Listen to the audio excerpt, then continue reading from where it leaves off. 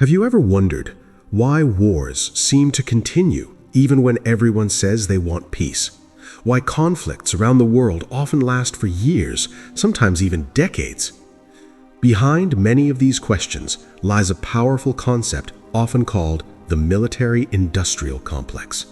It is a system where the military, weapons manufacturers, and political institutions become deeply connected. And when these forces work together, war can start to look less like a tragedy and more like a business. The United States spends more on defense than any other country in the world. Every year, hundreds of billions of dollars go into military budgets. This money funds weapons, technology, research, military bases, and operations across the globe. But a large portion of that budget doesn't stay within the military itself. It flows directly into private defense companies that design and manufacture weapons, aircraft, missiles, drones, and military equipment. These companies are some of the most powerful corporations on Earth. Their profits depend on government contracts, and those contracts often grow larger when global tensions rise. When conflicts increase, demand for weapons and defense systems also increases. Missiles need to be replaced, new technology is developed, and more equipment is ordered. In simple terms, war or the fear of war creates a massive market. This relationship between the government, the military, and defense contractors is what people refer to as the military-industrial complex. The term itself became famous in 1961 when U.S. President Dwight Eisenhower warned about it in his farewell speech. He cautioned that the growing influence of the defense industry could shape national policies in dangerous ways. Think about it. When billions of dollars and millions of jobs depend on military spending, powerful incentives are created.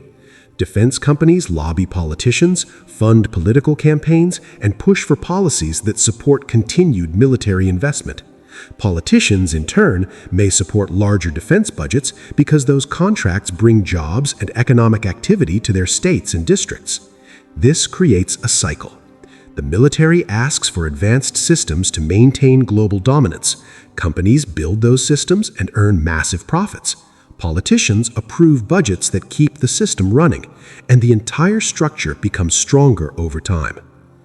But critics argue that this system can make war seem normal or even necessary. When so many powerful institutions benefit from military spending, reducing conflict or cutting defense budgets becomes politically and economically difficult. For example, when a war ends, weapons production may slow down. Factories that build military equipment might lose jobs. Entire local economies that depend on defense manufacturing could suffer. Because of this, there can be pressure to maintain high levels of military readiness, even in times of relative peace. However, supporters of strong defense spending argue something very different. They say the world is dangerous, and powerful militaries are necessary to protect national security.